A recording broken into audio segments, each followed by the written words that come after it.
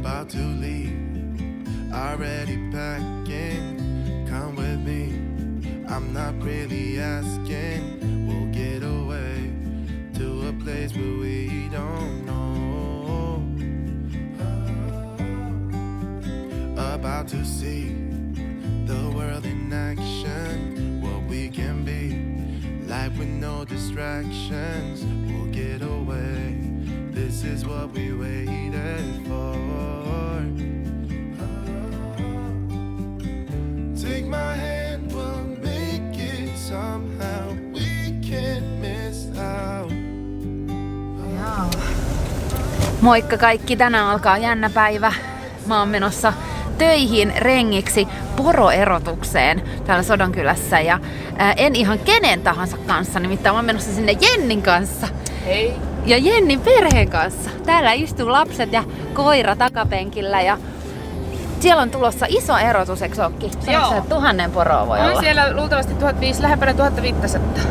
Mahtavaa. Eli tää video on siis toinen jakso mun Renkinä Lapissa -sarjaa. Ensimmäisen voitte käydä katsomassa tosta, silloin mä olin lammasfarmilla töissä ja tästä jatkuu siis päivärenkinä. Eli tämän päivän työskentelen Jennin renkinä poroerotuksessa ja te tuutte näkemään tällä videolla minkälaista on poromiehen tai paremminkin poronaisen työ.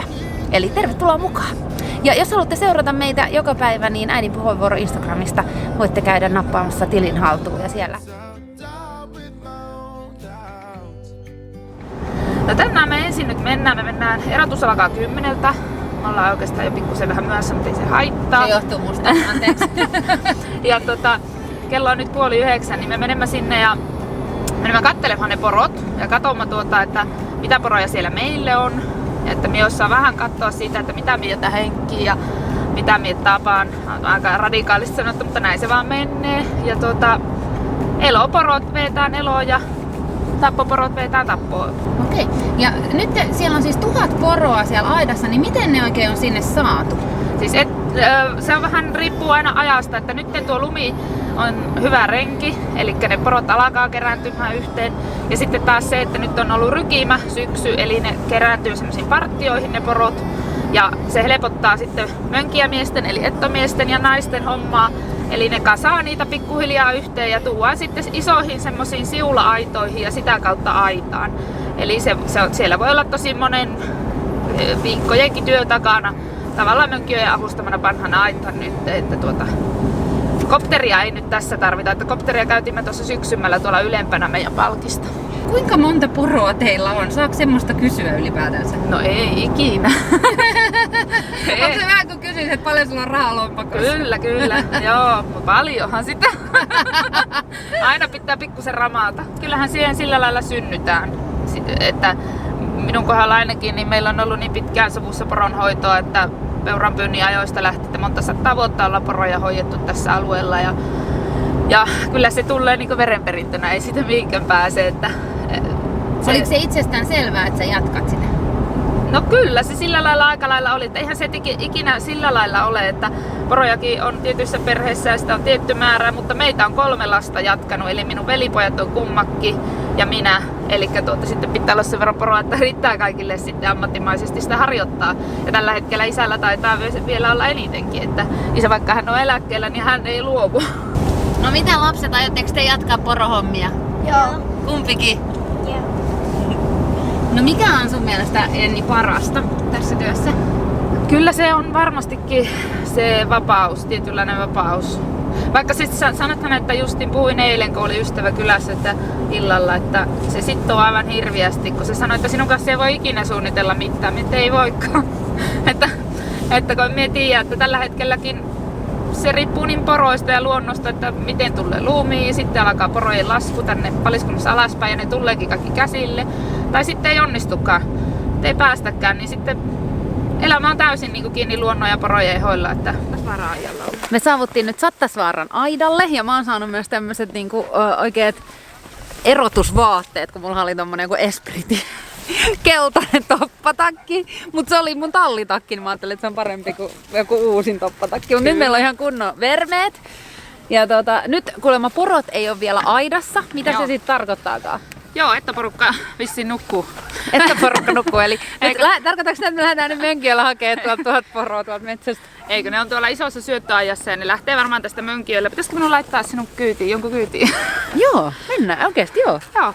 Mikä on hauskaa on se, että mä oon nähnyt toistaiseksi täällä vaan naisia. Tässä on 1, 2, 3, 4, 5, 6. Meitä on 6 naista, ei ole näkynyt vielä yhtään poromiestä. Tuolla on 1 autossa. No meillä on itse asiassa aika paljon naisia nykyisin, että en nyt tiedä naisvoittoista, mutta olisiko meillä 5-6 ammatikseen. Okei, tässä niinku teidän paliskunnassa? Kyllä. Okei, ihan mahtavaa. Ja kuinka monta teitä on yhteensä tässä teidän paliskunnassa? Meillä on 150 jotain merkkiä, mutta nehän on toki, että perheessä voi olla vaikka, jos on lapsia ja lapsenlapsia, niin merkkejähän voi olla 10 ja 15kin. Joo. Me ei oteta ulkopuolisia osakkaita, eli osakkaaksi päästä vaan naimakaupalla tai lapsia tekemällä semmoisen kanssa, joka on jo porotalo. Eli, mutta onko tämä ei koske koko Lappia tää, vai että jokainen paliskunta tekee jokainen omat päättää päätöksensä? oman päätöksensä ja meillä on tämmöinen päätös, että toiset sitten ottaa. Joo. Nyt me tultiin tänne aidan taakse, tänne ilmeisesti syöttöaidan puolelle, onko? Joo, ja katsellaan täältä sivusta. Katsellaan täältä sivusta, kun tuolla ajetaan mönkijöillä noita poroja tonne aitaan. Se on tosi kaukana tuolla, mutta täältä kuuluu semmoinen vähän niinku jännä semmoinen ääni, vähän niin kuin pieni röhkiminen, mutta sä sanoit, että se nimi on roukumista. Joo. Niin kerro, mistä se tulee? No vasat roukuu emiään ja emät vasojaa. Eli kun niillä menee hukkaan tuossa hälinässä oma äiti ja oma lapsi, niin pitää kuttua sitä ja ne hakkee sitä sillä lailla. Ja se on sama asia kuin sitten meillähän on tämä pakkohävitys perustuu siihen, että me myyvät vasoja.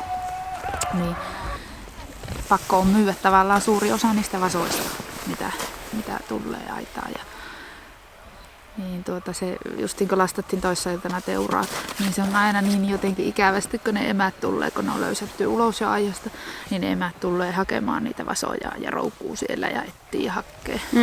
Että pari päivää ne saattaa hakea siinä, sitten ne lähtee ja unohtaa sen. Ne joutuu aika lujille. Sanotaanko, että ne pitää esimerkiksi sinun vaatimetkin, niin ennen ne pystyy pitämään niin paljon vanhemmaksi. Jos sä ajattelet naistakin, joka tekisi joka vuosi lapsen, niin aika kurjan näköinen se olisi. Se on vähän semmoista, että sitten kun myyntiä pitää kuitenkin olla. Ja teillä on se joku määrätty kiintiö, mitä teidän pitää teurastaa joka vuosi. Kyllä, pakkovähennys. Niin, eli tavallaan niitä poroja ei myöskään saa olla. Niin kuin, sä et voi sanoa, että no vitsi, mä en tänne vaan haluiskaan teuraistaa X prosenttia. Joo, en voi sanoa. Niin, eli sitä niin kuin säädellään, onko se valtion toimesta vai mistä se tulee se säädellä? Se tulee kyllä se tulee valtion toimesta ja EUn toimesta ja sieltähän tulee kaikki mahdolliset säännökset, mitä meillä on. Että meidän on pakko vähentää, että se on tällä hetkellä juuri tarkistuksessa nämä alueiden suurimmat sallitut poroluvut. Eli paljonko mikäkin alue kestää, minkälaista porokantaa. Meillä se on 5300 suurin sallittu luku, niin meidän pitää huoli, että kesävasojen kanssa, jos meillä on se 8000-9000 poroa Palkisessa, niin meidän pitää huoli, että me olemme siinä 5300 sen jälkeen, kun porot on käsitelty. Aitaan meno omalla vastuulla. Noniin, mulla on onneksi hyvä vakuutus. Mistä me nyt sitten tunnistetaan ne sun porot? Katsothan korvista. Miten se sun merkki lausutaan? Mulla on itse asiassa uusi päämerkki nyt, mihin minä jo alkaa laittamaan. Oikea poikki, vasemman päällä hanka ja pykälä. Mutta selvä homma. Mulla on sitten vanha merkki oikea alta kahdesti halki, vasen päältä halki pykälä. Vielä selvempi. Sitten mulla on vielä yksi merkki. No. Oikea alta halki, vasen päältä halki, alla päällä pykälät. Kyllä ole vastaavaa. Jollakin on tämmönen pinkkipano. Onko se just se? Ei ole, kun on ruskia. Se oikein aika makee. Mutta onko tässä nyt ollenkaan noita hirvasporoja mukana? Kyllä täällä on, mutta tuolla muun muassa iso poika. Niin just, eli mitä isompi sarvi, niin silloin se on se. Mutta hirvashan alkaa nyt tämä iso hirvas löysäämään. Eli tuo rykimä löysää. Eli se loppuu. Joo, ja ne alkaa olla rauhallisia ja tiputtavat sarvet pois. Sitten hirvailla on, sanotaanko silloin... Eli toi sarvi on niinku kasvanut vuodessa tolla? Ei vuodessa, ei. Vaan se on niinku, miten menisin, se viime keväänä oli tuon vituinen punainen verisarvi. Joo. Silloin joskus huhtikuussa. Ja siitä se pikkuhiljaa kesän aikana on kasvanut tommoseksi. Ja sitten se ei ole enää verisarvi, vaan se on luusarvi lopussa, kun ne kello on. Mutta kuinka pitkään toi sarvi on nyt ylipäätänsä kasvanut? No mitä se olisi? 5 kuukautta. Wow. Eli sitten tuossa kirnussa niin te ruvetaan erottelemaan niitä, että mitkä menee teuraukseen, mitkä jää eloporoiksi. Niin mistä sen hyvän vasan tunnistaa? No ensinnäkin pitää olla iso, mielellään iso vasa. pitkäruhonen. Jos me katsotaan raaratavasoihan, niitä pääsääntöisesti laitetaan. Ja hyvät sarvet. Semmoset haarasarvet aina parempi ja kelonunen. Niin.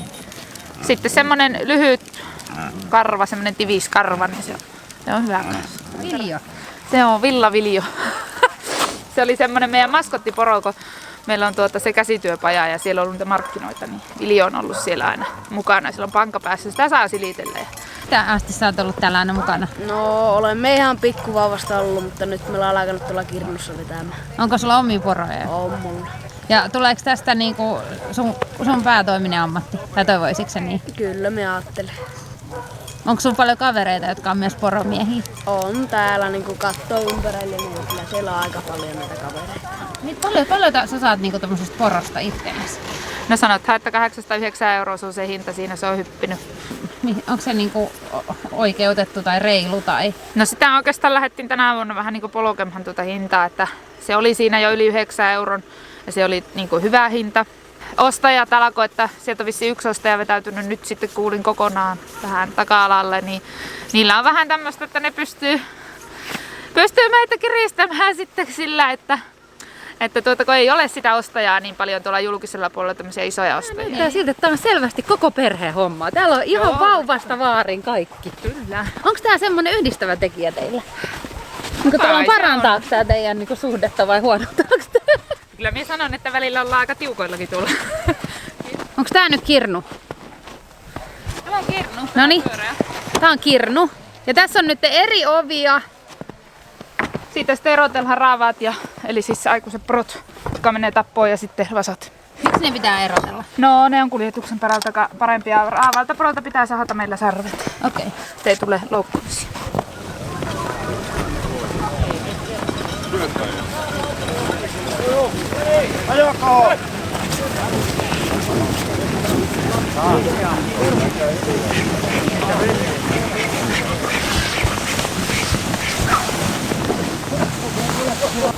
Eli nyt porot ajettiin tonne Kirnuun, osa niistä jo. Tommosen ison säkkikankaan avulla. Joo. Tää oli jotenkin hirveän soljuva ja nopea. Pitää tehdä tehokkaaksi. Joo. Mä olin saada, nyt tää tapahtuu jo. Nyt lähdetään vetämään. No niin, nyt me mennään tonne sisään. Nyt mä laitan GoPron päälle. Mä en uskalla siellä kuvailla.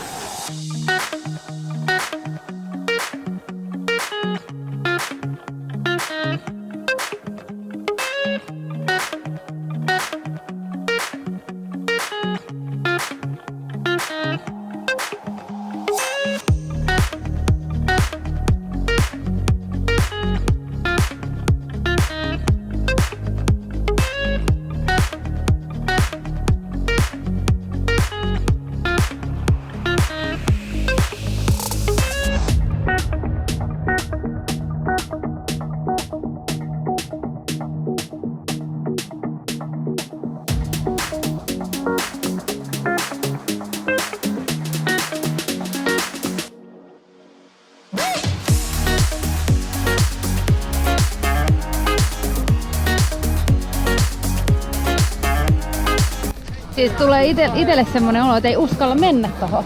Sä meet vaan niin sulla tarvista kiinni ja tääkin on varmaan tottumuskysymys. Se on pakko mennä.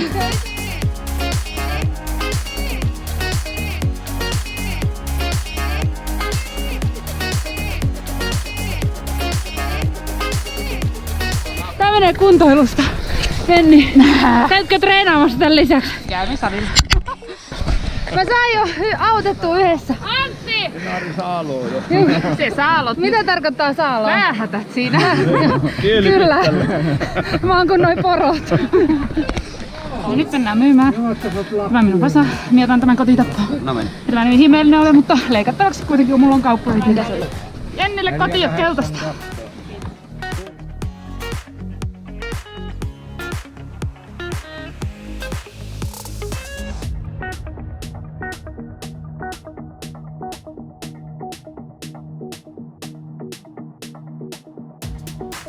Mä olin tuolla ehkä 20 minuuttia tuolla Kirnussa ja mä oon aivan hengästynyt.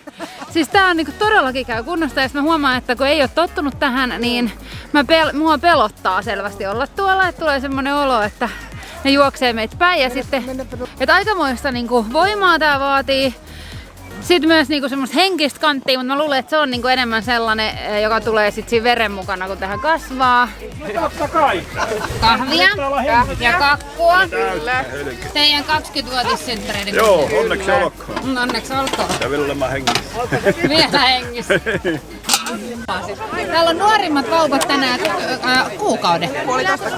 1,5 kuukautta. Puhuttiin just lappilaisesta synnytyksestä ja äitiyslomasta tällainen poronaisen näkökulmasta. Niin kerro vähän Jenni, että kuinka kauan olit äitiyslomalla? Ei sitä käytännössä voi pitää. Että kyllä mulla oli pienempi sillä lailla, että mä otin sen rintareppuun, niin oliko se 2 viikon ja me lähdimme vasottamaan silloin. Että laavussa sitten istuu kannonnokkaan ja imettää siinä ja ei se sen kummempaa. Että ei siinä talvella pannaan pikkuinen kelekan laatikkoon tai johonkin kaaristetaan kiinni ja sinne laitetaan sitten radiopuhelin ja toinen tuonne kuulosuojaamme alle. Niin, mutta mulle just ehkä niinku herättävintä on ollut tässä koko Sodankylän ajassa se, miten niinku irtaantuneet kaupungissa ollaan siitä semmosesta niinku peruselämästä. Siis sillain niinku kaikkeen ruoan tuotantoon ja kaikkeen liittyen. Et sitä jotenkin niinku menee vaan kauppaan, ostaa ne valmiit tavarat, sä et ikinä mieti miten ne on tehty. Tai et sit niinku mäkin menisin ostaa porokäristyksen Stockmannin kylmäaltaasta ja that's it. Eikä niinku, sitä ei niinku ajattele tätä kaikkea työtä, mitä siihen liittyy. Niin, se on ensin haettu se poroaittaa. Niin, ja miten paljon tänäänkin on jo niinku ehditty tehdä työtä. Ja miten paljon ennen on jo tehty työtä. Niin. Ja kuinka paljon vielä tämänkin jälkeen tekee nylkiätyötä. Niin. Sitten taas se lihanleikkaus. Ja sitten samaan aikaan vielä kaikki vauvat siinä niin kuin sivussa. Et jotenkin aika herättäviä nämä kokemukset kyllä täällä. Suosittelen muillekin tämmöistä vaihtovuotta tai vähän pidempääkin vuotta täällä.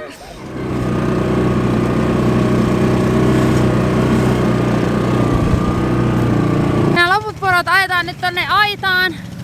Ja me tultiin mönkkäreillä tänne ihan toiseen päähän tätä syöttöaitaa. Hän on vähän sillä lailla, että mitäs täällä on.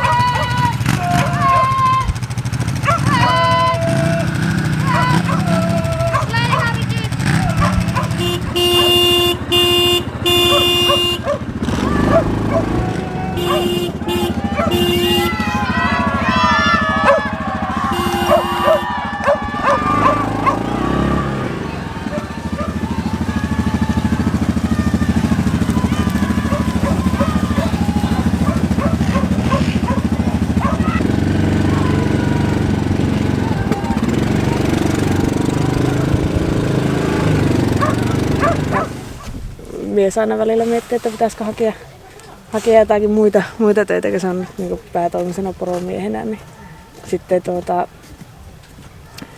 ollaan mietitty, että mitä siitä saisi enemmän siitä muussa työssä, niin saisi vähän enemmän rahaa. Että, no mitä sillä lisää rahalla saisi, että saako siitä niin paljon lisää rahaa, että se korvaisi niin tämä homma. Ja aina me ollaan tullut siinä laskussa siihen lopputulokseen, että kyllä se on vaan parempi jatkaa näitä hommia.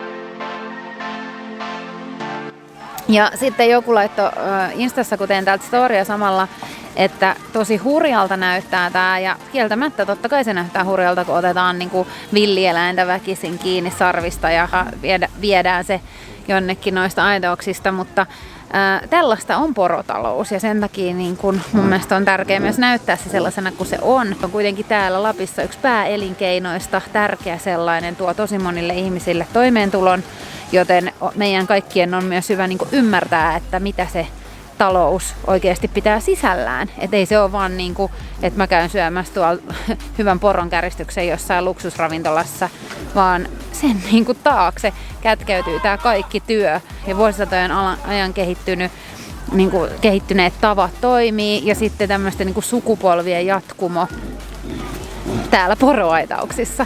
Ja sitten se on toinen asia tietenkin erikseen, että mikä on niinku sun mielestä eettistä ja mikä on mun mielestä eettistä. Mä en ole täällä nyt sitä arvostelemassa, vaan mä oon niinku ymmärtämässä ja oppimassa uutta. Se on mun henkilökohtainen tämän vuoden tärkein missio, niinku ymmärtää erilaisia elämäntapoja, ja tää on taas yksi sellainen. Eli jokainen saa sitten itse päättää, että mitä mieltä tästä on, ja kuitenkin loppupeleissä onhan näillä poroilla niin kuin paras mahdollinen elämä tuolla metsässä. siihen asti, kun ne ruoaksi päätyy. Että. Ja mun täytyy ehkä mennä auttaa takaisin Jenniä tonne. Muuten se on sellainen, että mä linsaan tästä rengin tehtävästä. Tuolla on tommonen hirvas otettu just kiinni. Aika monta miestä siihen tarvitaan. Siis tää painaa, montaks kiloa tää painaa? Painaa 3 kiloa, koska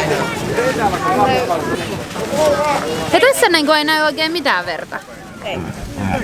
Se lähtee sieltä ilman.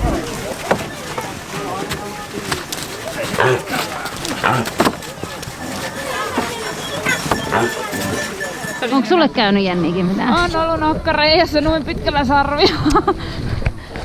Kerran mä juoksin pahki yhden poron kanssa ja se kuoli. Se poro? No. Yksi vaarallisimmista töistä. Tää on arvioitu niinku työturvallisuus. No niin Jenni, No niin. erotus on nyt hoidettu tältä päivältä. Joo, ei se vielä ihan lopussa. No mitäs vielä tehdään? No siellä olisi lastaus, teuraitten lastaus ja sitten meillä on noita hirvaita karsinallinen tuolla. Miten ne saadaan täältä pois? En tiedä. Katsotaan mitä me keksitään. Eli ei loppunut vielä, kello on nyt noin 5. Ja mitkä sun niinku fiilikset? Mähän on siis aivan lopen uupunut ja murskana. Ja en varmaan huomenna kykene tekemään mitään. Mutta mitkä niinku sun tommosen Unkarin niinku fiilikset on tämmöisen päivän jälkeen? No täytyy sanoa, että aika monta päivää on nyt ollut tämmöistä isoa erotusta peräkkäin, niin kyllähän vähän tietenkin on käyty kipiä. Mä olen kyllä kans niinku aika hyvin selvinnyt tästä päivästä. Mitkä teidän fiilikset on? Hyvät. Vielä hymyilyttää, eikä te ette ole yhtään marissu. Te ette yhtään tullut sillä äiti mä oon kotiin tai mitään muuta. No eihän ne halua täältä kotiin. Eihän. Mikä tässä on parasta? No kun saa leikkiä toisten kanssa. Meidän päivä on nyt päättynyt, Jenni. Niin mikä sun arvio oli mun rengin työstä? Siellä oli aivan loistava. Harva se ensimmäisenä menne niihin sarviin kiinni. Tosi muutama autoin sua. Oo, oli tosi hyvä. Kyllä me saatiin porot elokonttuuriin. Kiva nähdä toi teidän niinku jengi tuolla. Siellä oli hirveän semmonen hyvä fiilis tuolla kaikkien ihmisten kesken. Joo. Ja tosi semmoista, vaikka toi itse työ oli tosi hektistä ja just jotkut laittoi siellä Instassakin mulle, että näytti rajulta ja muuta, niin ensiskin mun mielestä se oli hyvä pointti, mitä Jenni sä sanoit, että ne on villieläimiä, että ei niitä voi ottaa kiinni muusta kuin siitä sarvesta. Ja sitten toisessakin se sarvi on siis luuta, eli se ei niin kuin satu sitä poroa, että sitä ottaa siitä kiinni. Mutta siis niin kuin, että se tavallaan voi niin kuin näyttää rajulta se itse toimenpide, mutta sitten se niin kuin kokonaisfiilis siellä oli hirveän semmoinen rauhallinen ja niin kuin hallittu ja sitten semmoisella niin kuin omalla painollaan menevä, joka teki muuhun hirveän ison vaikutuksen. Ja meillähän on teurastamo ihan tässä vieressä, että niin ei tarvitse pitkää matkaa siinä teurastusautossa olla. Ja nyt toinen satsi haetaan sitten nyt päätyttyä. Joo. Ja sitten menee sinne teurastamoon ja sitten milloin ne teurastetaan? Se on heti miten pikimmiten, että yleensä siis heti seuraavana päivänä. Okei. No lapset on täällä jo ihan naatissa. Miten sun päivä jatkuu vielä tänään? No minä ajattelin lähteä vielä käymään tuolla mettässä. Minun pitäisi käydä yksi aito kokemassa ja katsoa, onko sinne tullut poroja. Että isä lähti teurastamaan ja meillähän osa hirvaita pakattiin tuohon autoonkin ja pitää viedä niitä kotia tuosta.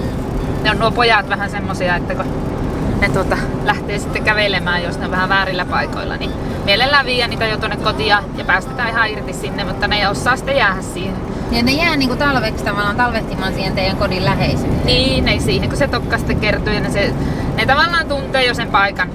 Ja sitten kun nuoret hirvat pistää vanhojen kanssa, niin kyllä ne tietää sitten, että tähän meidän pitää aattua nyt. No mut hei, kiitos Jenni, kun sä otit mut tänään mukaan. Ja kiitos teille, kun olette kattonut tämän videon.